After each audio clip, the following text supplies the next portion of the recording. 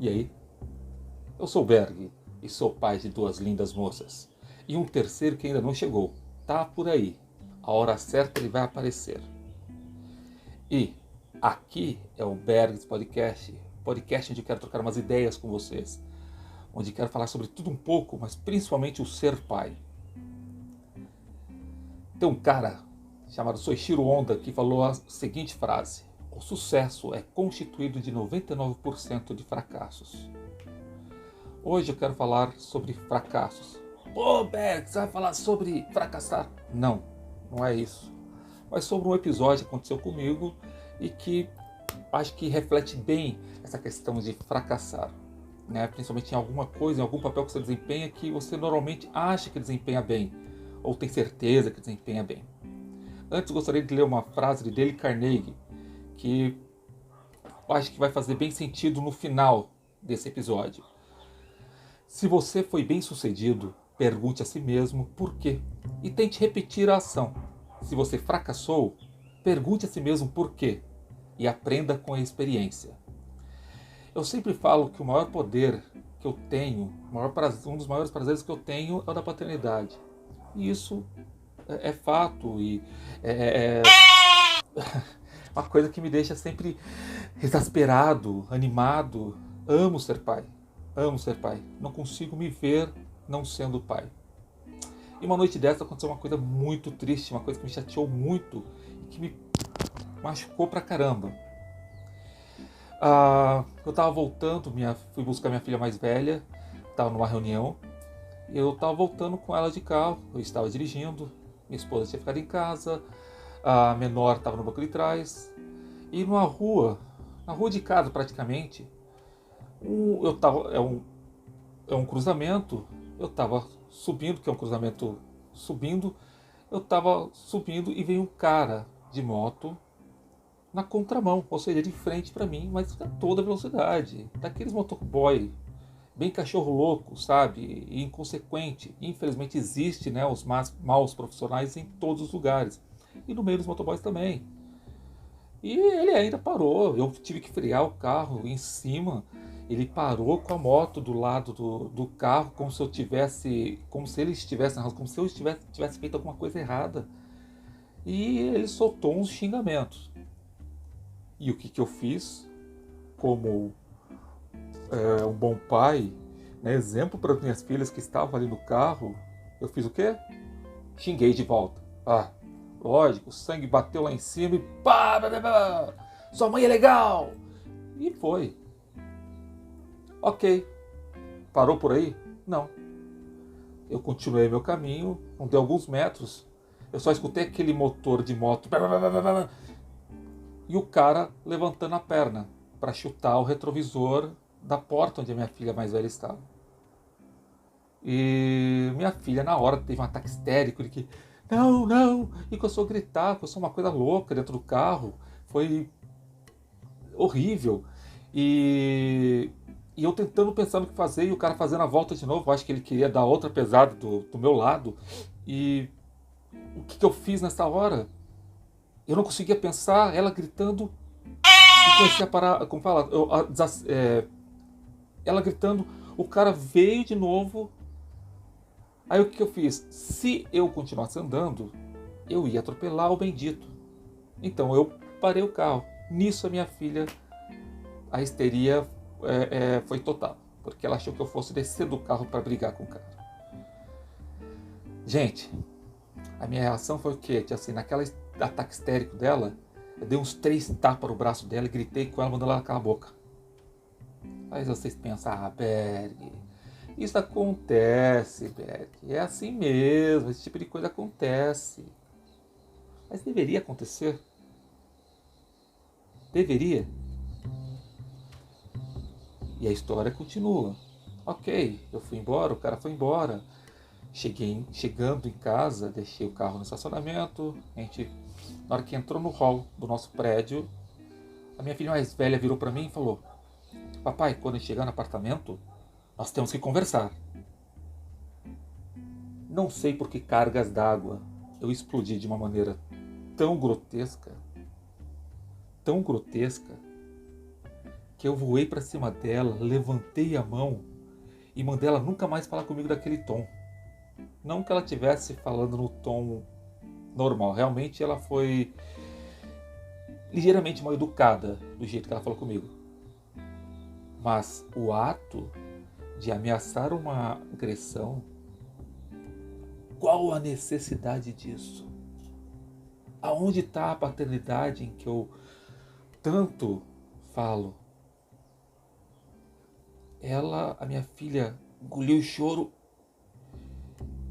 ficou seca e subimos para o apartamento. Chegando no apartamento, eu fui para o meu quarto, mal-humorado até as tampas, dono da razão, porque eu não fiz nada errado. Não fiz nada errado, fiz tudo certo. O cara me xingou, eu xinguei ele. Eu desacelerei o carro para não atropelar o cara. Minha filha que teve um ataque histérico do nada, sem motivo. Tava certo. Mas na hora que eu entrei em casa, deitei na minha cama, pau da vida, porque eu falei, na boa, eu vou dormir mais cedo, e que se dane, não vou fazer janta. Eu tive um ataque de choro. Chorava. Aí eu não sabia o porquê. Aí eu chamei minha esposa.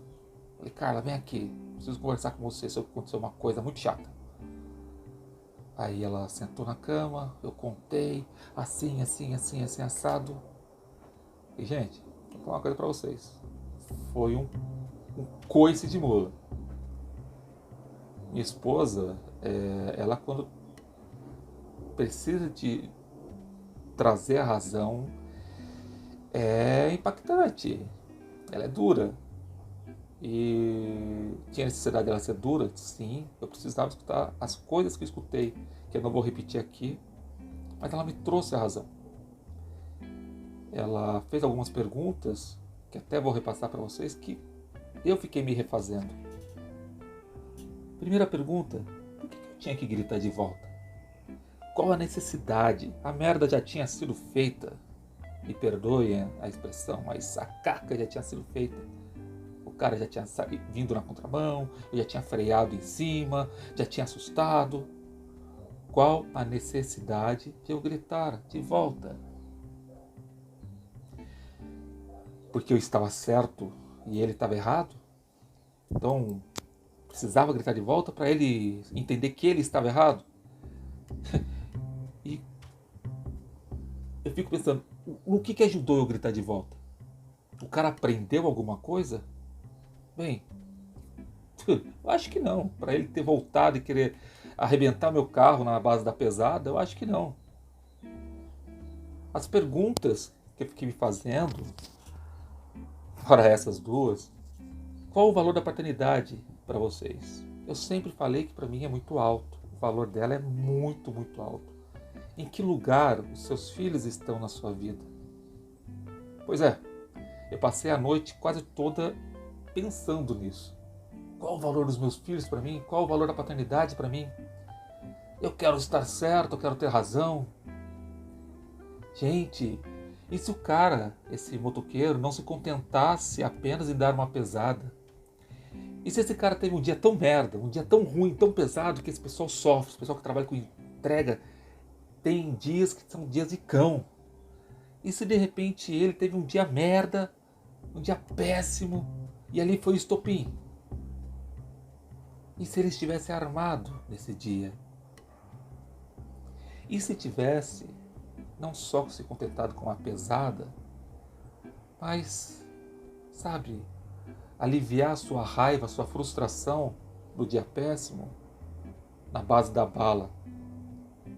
O que aconteceria com as minhas filhas? Uau!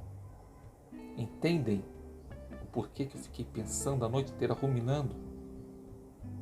Porque se você é pai de verdade, se você é mãe de verdade, né?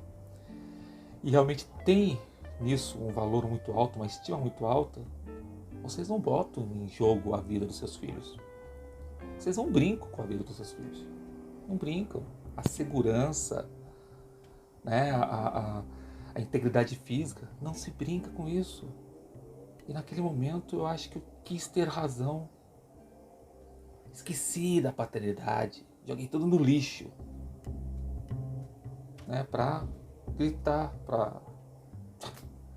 Eu sei que é do ser humano, e eu sei que não é de uma hora para outra que a gente consegue controlar esse tipo de coisa.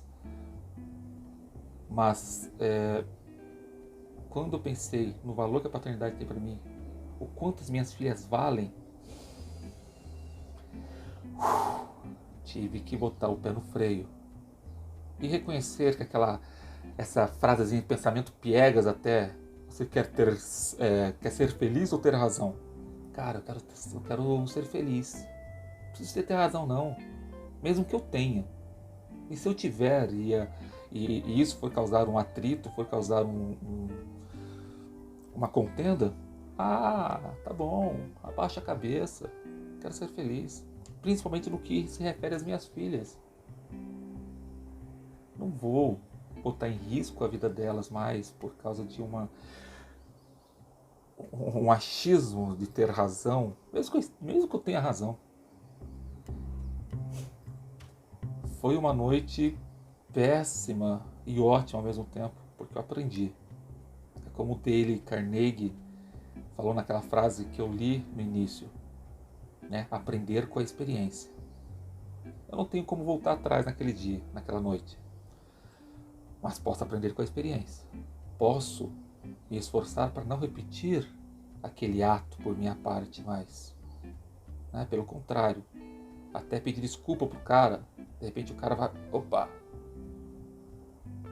E torço, sinceramente, de coração, eu torço que aquele cara não tenha feito uma besteira maior naquela noite e que ele seja bem. Torço mesmo, porque eu não sei como foi o dia dele.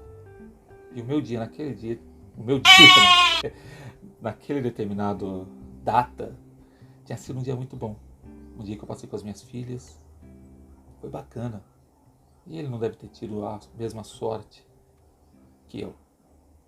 Então, eu paro por aqui esse podcast. Deixa um abração grandão, um beijão fortão e tchau, tchau. Ó, eu sei que eu tava olhando pra lá e pra cá hoje, mas é porque hoje o dia tá tão bonito, olha que domingão lindo.